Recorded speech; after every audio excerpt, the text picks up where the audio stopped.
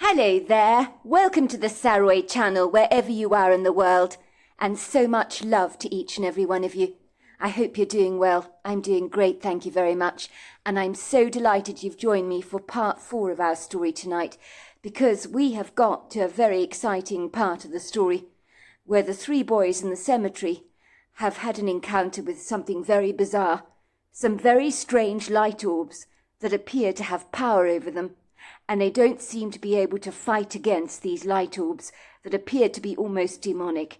So let's continue with our story. But before we do, don't forget to subscribe to the channel.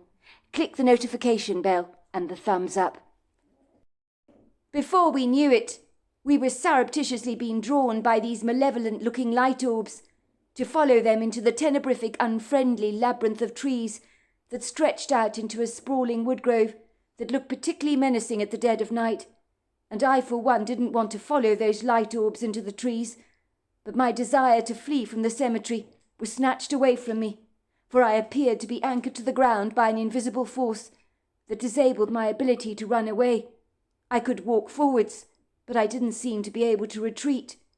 If you had been watching us from a distance, you would have assumed we were walking into the woods on our own accord, as if inspired to have a casual stroll at the dead of night. But it wasn't like that at all for us. The 3 of us were consumed with an overwhelming urgency to leave the cemetery at once, for we knew something was incredibly wrong with those light orbs, for they held some incomprehensible power over us. The faces visible through those orbs of light gradually became like ugly gargoyles that appeared to be laughing at us in such a disconcerting, menacing way. I have never known a greater fear than I felt at that moment, for when something seizes control of you, almost like possessing your body, you are helpless to do anything about it. The light orb suddenly changed colour. They became an icy blue colour, and then the temperature dropped significantly, and everything became very cold in the graveyard. Even my teeth began to chatter. I knew it was these idiosyncratic orbs of light that were responsible for all of this in some way. If we could look away from them, then the indomitable hold they possessed over us would likely be snapped like an elastic band. How I knew this to be true I do not know, but there was one major problem. It would seem all 3 of us could not look away from these light orbs, as if we were locked under a trance. I even tried to close my eyes to fight off what I was seeing, but my eyelids refused to close. My body was not doing what I wanted it to do, and I felt trapped in my own skin. The light orbs seemed to morph into increasingly more distorted-looking faces. Eyes became like dark hollows. Mouths became like widened yawns. We were desperate to leave the cemetery, but we had become like batteries that are being remote-controlled by somebody else's will that was not our own. As if something malevolent and insidiously evil, that I believe was emanating from those balls of light, was empowering our every move. We found ourselves being involuntarily pulled towards the trees. The only thing I can liken the experience to is when you're out in the ocean and you're trying desperately to get back to shore, but the ruthlessly efficient tidal current sweeps you further and further away out to sea, and helplessly you can do nothing about it. You know the perilous danger you find yourself caught up in, but you are defenseless against the fierce waves that throw you further and further away from land. You might cry for help and hope someone will hear you and come to your rescue, but that was not going to happen here in the cemetery, as we were at the mercy of these formidable orbs of light, and what they were, I couldn't be sure. I knew in my heart that something terribly bad was about to happen to us, something beyond our control. I knew it from the core of my being, as whatever these light orbs were, they were exceedingly treacherous. We had to break the hold they had over us. All of a sudden the orbs of light just vanished in the twinkling of an eye, and miraculously seemed to just disappear. So we were no longer caught up in the stronghold of their grasp, and I couldn't understand why they had abandoned their indomitable hold over us. We could breathe again, and our bodies were now once again our own. I was terrified the orbs would come back, and was about to turn around and run for my life before they returned. All of a sudden, just as the light orbs had retreated, we found ourselves facing something equally as terrifying and dangerous, possibly more so, something that appeared to be so threatening that even the light orbs had escaped its powerful presence. Maybe that was why they had hurriedly retreated into the grove, for maybe they were afraid of what we were seeing right now. Could this night even get any worse? First we were being put through a mincemeat grinder by these light orbs, and now we were about to become hamburger meat, soon to be hungrily devoured. I remember at this point in time, what I was seeing was so incredibly unbelievable that I seriously began to doubt myself. I was thinking I was back at home in my bed and was experiencing a very lucid nightmare, because what I was seeing just couldn't be real. I rubbed my eyes extra hard to persuade myself that no, I wasn't dreaming. But boy, do I wish I was. At this point you would think I'd run away, that the adrenaline spike in my body would provide that much-needed fight and flight response. But sadly my body uselessly failed to oblige my desperate need to escape. It was like my legs had become encased in heavy cement, and to move them, I'd have probably needed a forklift truck for the job. I was to learn that the O'Connor brothers were equally as stunned and bewildered. Their mouths opened and closed. Their eyes stood up on stalks, for they doubted what they were seeing with their naked eyes, and seriously wondered if they were suspended in a vivid nightmare. I was certain in this poignant moment that we were already dead, and my life flashed before my eyes. This monster was going to tear us apart. Of that I was in no doubt. But being frozen to the spot in pure terror, we were helpless to do anything about this Herculean-sized beast that stood before us. It was the famous cryptid known as Bigfoot himself, and he almost looked fake, he was so massive, as if a giant-sized man was wearing a comical Bigfoot costume. But there was no doubt he was real on close inspection.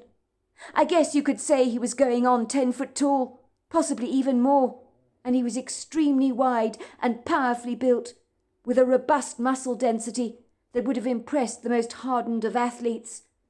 I remember he was covered in long dark hair that was so incredibly black it made the tenebrific night appear less dark. He had no foul smell on him, as you might have expected him to have. His face was incredibly human. I could feel his irate anger as he glared at us furiously, stomping his huge feet indignantly into the ground, and pounding his powerful chest with his mighty fists. This was something I've seen silverback gorillas doing in the wild to establish their dominance. I could feel the Bigfoot's anger towards us. He let out a huge roar that made the ground shake rather precariously, along with my own legs that began to jiggle like the beans in a baby's rattle. I could hear in my head the words, "Get out! Get out! You don't belong here! Get out!" It was in that poignant moment all three of us snapped out of our stunned stupor, almost as if someone had just suddenly blown the horn for the field and track race at school. We began to scoot through the graveyard at a very fast speed, with the Bigfoot chasing behind us. He grunted and roared, as if we'd made him go ballistic. I was absolutely certain he was going to grab us and kill us, and that none of us would get out of the cemetery alive. I was sure the incensed Bigfoot would likely tear our bodies apart as easily as the legs off a spider, for we were fair game to him. In that moment, tears welled up in my eyes, and they were filled with so many regrets of all the things I'd liked to have done with my young life, but never got the opportunity to do. I remember reflecting in that moment, when 1,000 thoughts appeared to be flying around in my brain, was that it was quite ironic that Nicholas had assured me that at 18 we still had long lives left to live, but it looked as if that life would end, and very soon, and we'd probably end up in one of those young graves where people would likely say, "I wonder what happened to these 3 poor teenagers. They only lived to be 18 years old, you know, but I see the oldest, Ethan O'Connor, got to be 19. I wonder how they came to such a tragic end." As I thought more and more about my imminent demise, it propelled me to run even faster, and I've never known myself to run at such an impressive speed before. I glanced behind me, and the Bigfoot was roaring, He charged behind us, swinging his overlong arms furiously. His eyes seemed to bleed with indignation. I could hear Nicholas crying out, "Oh my God!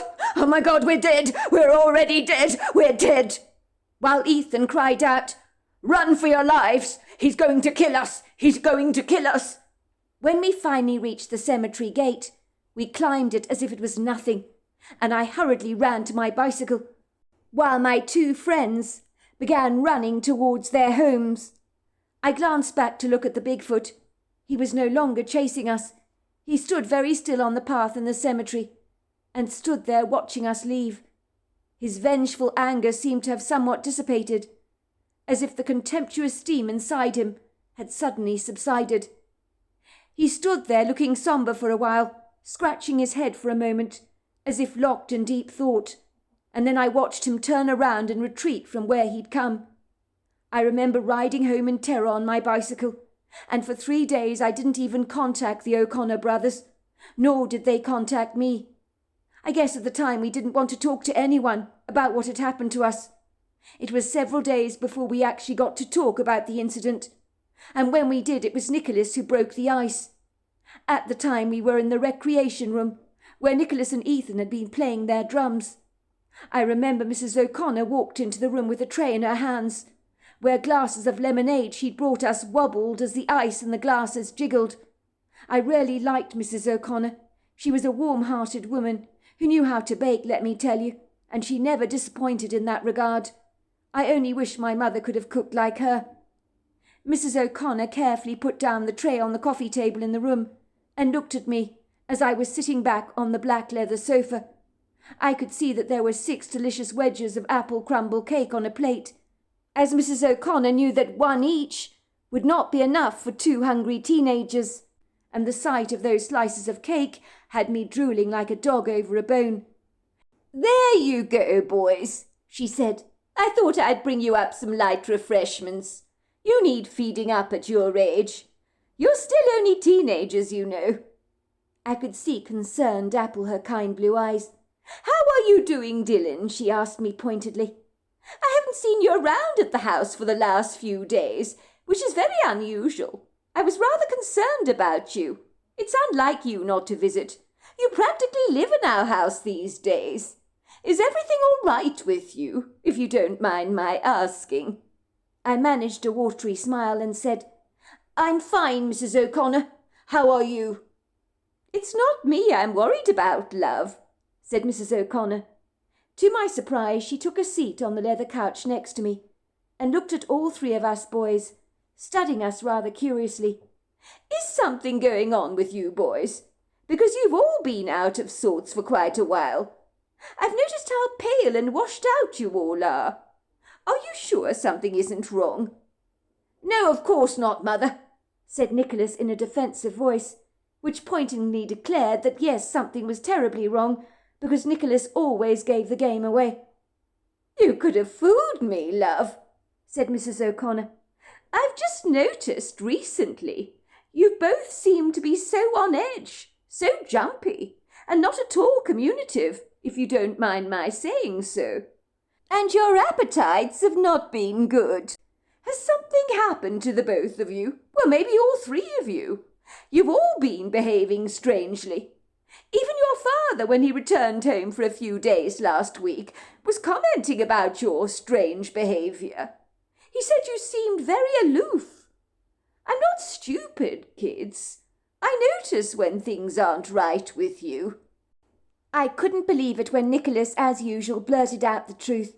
He seemed to find it impossible to lie, and the last thing we needed was him to tell Mrs. O'Connor what had happened to us on that Friday night. "Don't worry about us, Mum. We've just been spooked, that's all. That's why we haven't been ourselves recently. But don't worry, we'll bounce back in no time at all.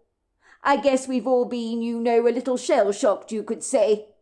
Mrs. O'Connor looked perturbed by this rather strange revelation coming from Nicholas. "Spooked, Nicholas? By what, may I ask? What on earth has been spooking you? Oh, goodness gracious me. You haven't been playing with a Ouija board, have you? I know what you teenagers are like. You forget I was a teenager myself at some point. You love experimenting with stuff. Please, God, don't tell me you've been messing around with the occult. I saw some Ouija boards for sale at the corner shop in town, and I couldn't believe what I was seeing. Mr. Rice proudly informed me that those Ouija boards are selling like hotcakes. I told him it wasn't wise to sell those kind of things to the public, but the foolish man says it's all harmless fun. You haven't bought a Ouija board from him, have you?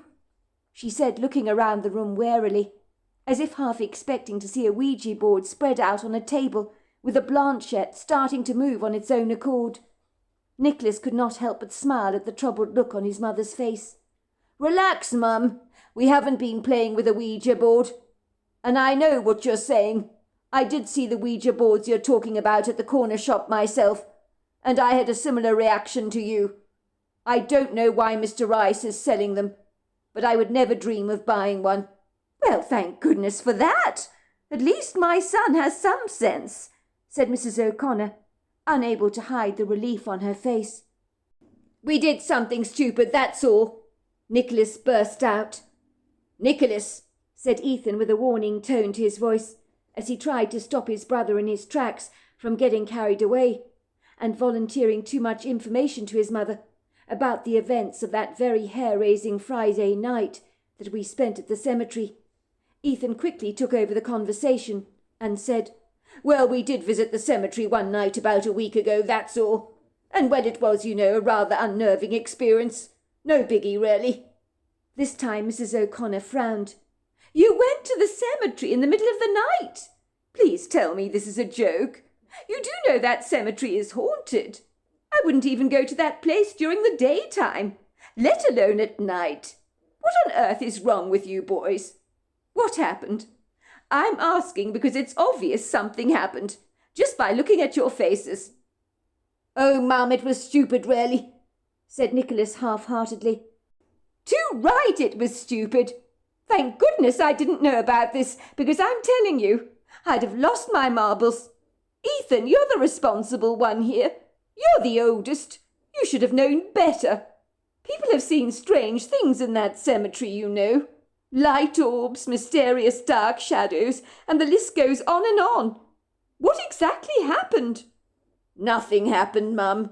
Please relax, said Ethan hurriedly.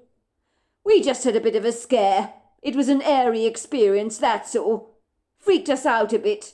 Sucked the life out of us, you could say. The place was just very creepy. We felt as if we were being watched all the time. Mrs. O'Connor drew in a deep breath. Well, it certainly explains why the three of you have been so subdued of late.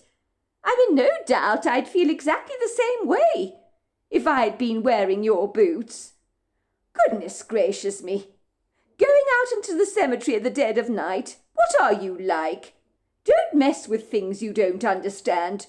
And don't you dare ever buy a Ouija board from Mr. Rice. You can summon up demons with those things, you know. Of course we wouldn't do such a stupid thing, Mum. Well, I beg to differ, love, said Mrs. O'Connor, looking at Nicholas. It's the height of stupidity, Nicholas, to go into the cemetery in the middle of the night. The mind boggles. What were you thinking? Actually, if the truth be told, I'm rather glad you had a nasty scare. At least it will make you not attempt to do something so foolish like that again. Sometimes you have to learn life's lessons the hard way. What do they say? Once burnt, twice shy. Now enjoy your lemonade, boys, and let's say no more about this, shall we? Let's put it behind us and move on. I'm sorry, said Nicholas apologetically, when his mother had retreated from the recreation room. I guess he had preempted that me and Nicholas would descend on him like a couple of hungry vultures after a meaty carcass, and give him a huge telling off for almost blurting out all the details of our horrific experience at the cemetery. Ethan looked annoyed. His face had reddened significantly. He clenched his fists together tightly, as if he was about to punch his brother very hard. He glared at Nicholas contemptuously. What the hell are you playing at, Nicholas? You've already upset Mum. Thank God I intervened into the conversation, because knowing you, you would have spilled the beans about everything. If she knew what happened to us that night, she'd be in quite a state. You've already upset her." Nicholas had the good grace to look somewhat sheepish. He shrugged his shoulders. "I'm sorry, but you know me. I just can't lie." "Nicholas, get your act together, will you?" said Ethan. "Lying isn't always bad. Sometimes you need to do it to protect someone's feelings. What about Mrs. Vines from number 28? She's got a metabolic disorder. If she asked you if she looked fat in the outfit she was wearing, would you have the audacity to tell her the truth? Because that would be a rude and offensive thing to do. Surely even you know that there are some things you don't say to people." "That's different. Besides, if she asked me if she was fat, I'm not sure I would lie to her. But she wouldn't ask me that anyway. I can't help it if I'm honest, Ethan. Stop tearing me apart for being truthful, will you? Anyway, Mum only knows that we went to the cemetery. We didn't tell her exactly what happened, did we?" "That's not the point. I stopped you from spilling the beans, didn't I? I saved you." "But this is not going to happen again. Do you understand, Nicholas?" "Please don't argue between yourselves," I begged. "What's the point? Anyway, what did happen that night? We haven't exactly talked about it together, have we?" "We haven't talked about it, Dylan," said Ethan, "because I don't want to be reminded of that night. I thought I'd never get to live to see another day. I thought my life was over. It was like being flung into the midst of a terrible nightmare. First there were those weird light orbs that were drawing us into the woods. What the hell were they, by the way?" "I think they were evil spirits or demons," I said matter-of-factly. "I mean, evil spirits have power, don't they? A regular spirit couldn't remote control you, the way those things did. Besides, those orbs had faces on them, ghoulish faces. And they looked very, very vague at first, but then became much more pronounced. They were demonic. They were taunting us. Then if that wasn't bad enough, we came face to face with a Bigfoot. I mean, 2 major terrifying events in one night. I wouldn't wish such a horrifying experience on my very worst enemy." Nicholas's eyes widened, and he said, "I thought the Bigfoot was going to kill us. He was so angry with us, stamping his foot and screaming blue murder. I heard him saying in my head, 'Get out! What are you doing here? Get out!' And then he gave us chase. But at least he scared the light orbs away. I'll give him that, because there was something seriously nefarious about them. And you're right, Dylan. They were definitely demonic. And what their intention was towards us, God only knows." After we discussed together what had happened in the graveyard, we all agreed that the Bigfoot had spoken to us telepathically and had chased us out of the cemetery. And we'd all thought he was going to kill us. But the one thing we realized was if that had been the case, he would have done so without any problem at all. Perhaps he was territorial and wanted to chase us away from the cemetery, but had never intended to harm us. One thing was for sure, was those demonical light orbs appeared to have been frightened of the Bigfoot, for they had vanished when he had arrived on the scene. After our harrowing nightmare in the cemetery, me and the O'Connor brothers swore we would never speak of this matter again, and so we rarely did draw a line in the sand. It was 8 months later when I heard a knock at the door. My mother appeared to be talking to someone in the entrance hall at the time. I was listening to some 80s music on the radio, as I tried to fix a part that had broken off from a boat of mine, with some superglue. That was when my mother knocked on my bedroom door and said, "Dylan, you have a visitor." I put down the boat I'd been working on and followed my mother into the living room, where Mrs. Markham was sitting on a sofa waiting for me. She got up when I walked into the room. "Hello, Mrs. Markham," I said, feeling somewhat taken aback that she was in the living room, for it was unlike her to pay our family a visit. Well, to be more precise, to be paying me a visit, and I couldn't fathom what the lovely lady was doing here. "Mrs. Markham is here to offer you a job for a few days, Dylan," said my mother, beaming from ear to ear. "It's very good of you, Mrs. Markham, to think of our son. Dylan likes to make himself useful whenever he can. Isn't that right, Dylan?" I nodded. "I'm your all-round odd jobs man," I said proudly. "I can do anything from painting to a bit of carpentry. How can I help you, Mrs. Markham?" Mrs. Markham smiled at me warmly. I have a completely different job in mind for you, young man, but I assure you I will pay you most handsomely. I'm going away for a few days to Alberta, to stay with my sister there. She had a nasty fall, you see, when she slipped off a ladder in the backyard.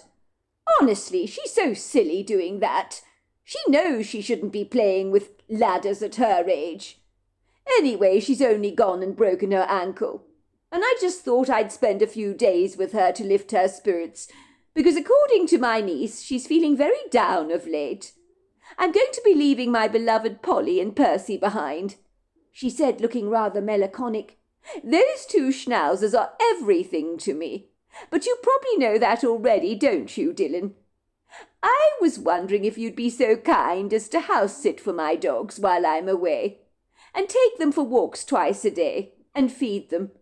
I'm very particular about their diet, so I would appreciate you poaching some chicken for them, and cooking some vegetables to include with their dog pellets. But of course, I said, my face brightening. I'd be glad to help in any way I can, Mrs. Markham. Oh, I was hoping you would say that. It's very kind of you, Dylan. There is just one more thing, said Mrs. Markham. Go on, I asked. I know it's a lot to ask, dear, but could I possibly ask you to replace the roses on my husband's grave on the Tuesday at the old cemetery at the bottom of the road? I have a map I've drawn up that will help you locate his gravestone rather easily. I visit his grave every day, you know, and replace the roses I leave in the glass vase on the tombstone as often as I possibly can. But now that I'm going to be going away, the roses will definitely need to be replaced on the Tuesday morning. Could you possibly do that for me, Dylan?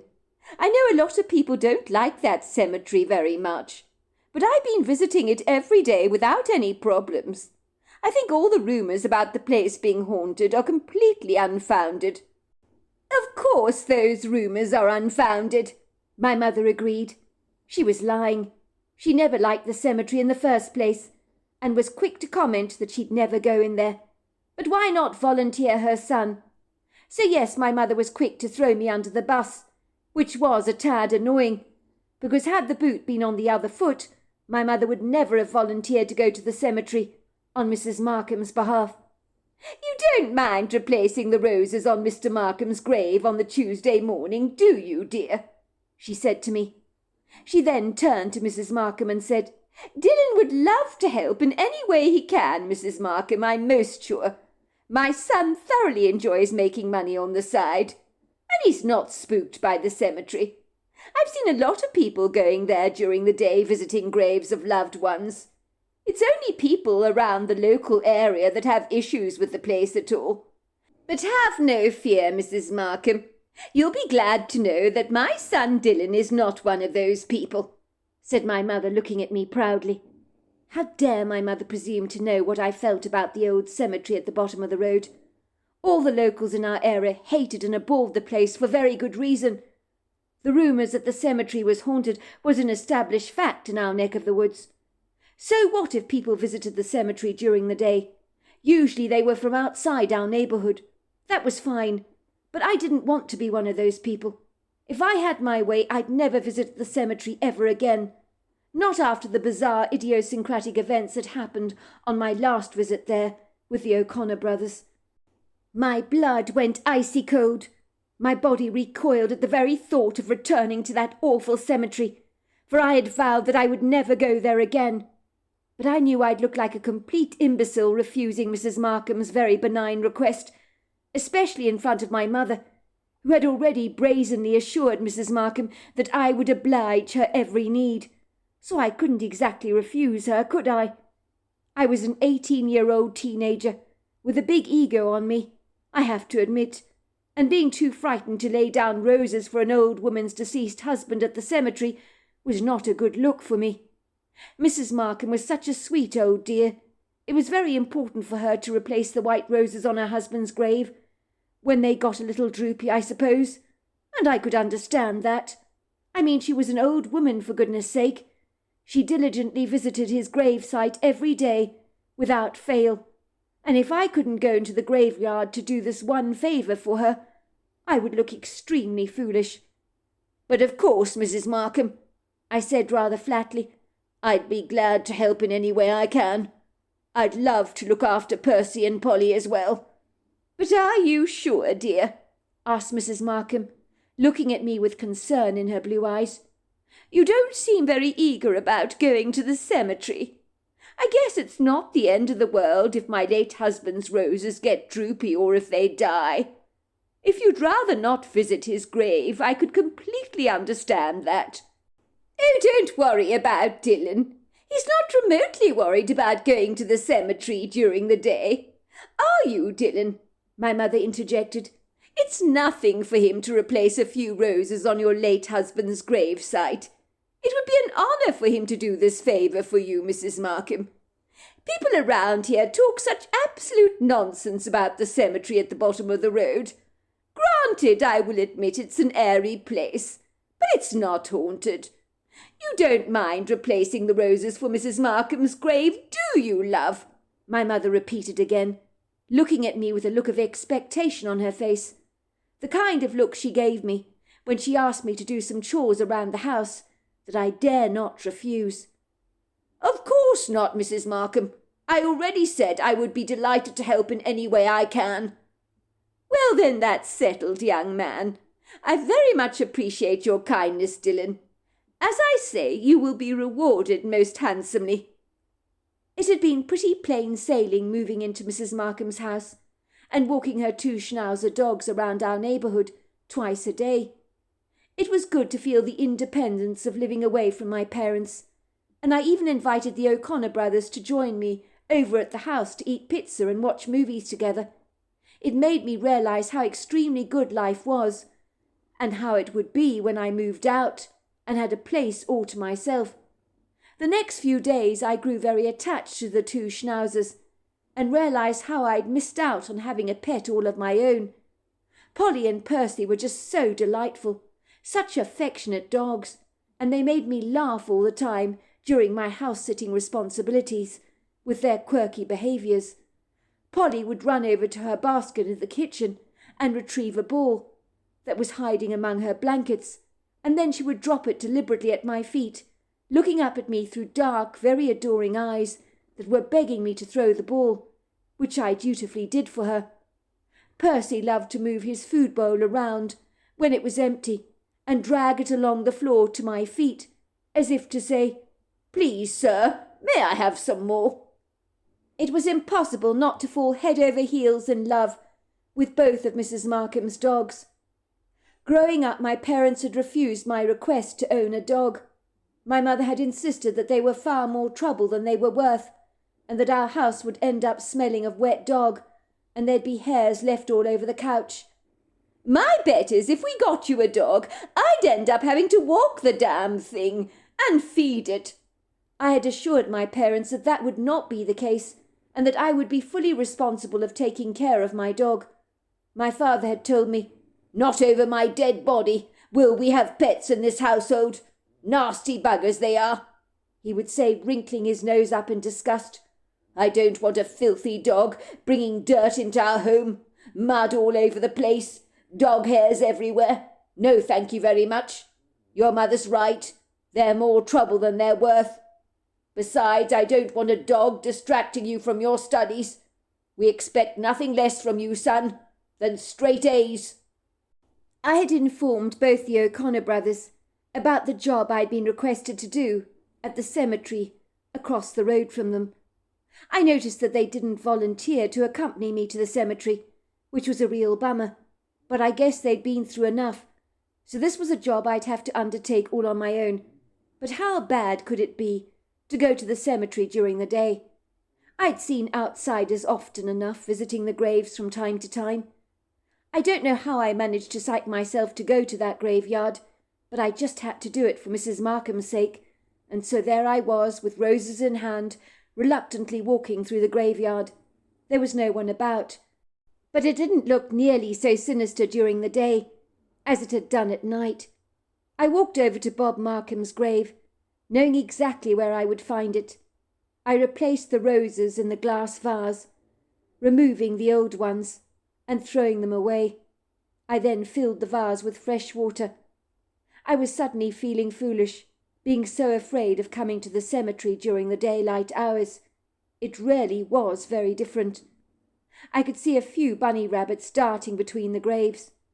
And then I heard the most horrifying scream, a scream I recognized very well, the sound of a rabbit that is either dying or is about to die. A shiver ran down my spine, because everything became quiet, and I looked in the direction of where I believed the screaming had come from, and that was when I observed the Bigfoot that I'd seen on that Friday night a week prior. He turned around to look at me through his dark, treacle-coloured eyes, and our eyes met. I noticed that the dead rabbit was dangling in his hands. "Oh, it's you," he said to me in my head. "If you come here during the day, it's fine by me. But don't let me find you playing around the place at night. Those light orbs will get you." Then I watched him simply turn around and glide away. And I realized on the night we thought the Bigfoot wanted to kill us, he had actually saved us from those light orbs. It was 3 years after this incident that Mrs. Markham sadly passed away after a bad bout of pneumonia, after which I chose to visit her at the graveyard during the day, to lay roses at her grave. The O'Connor brothers refused to go anywhere near the cemetery, but after Mrs. Markham's passing, I decided that I had to do this for her. After all, she let me adopt her dogs when she died, so it was the least thing I could do. So there you are. That's my story. Wow, what an incredible story. Until next time, goodbye and good night.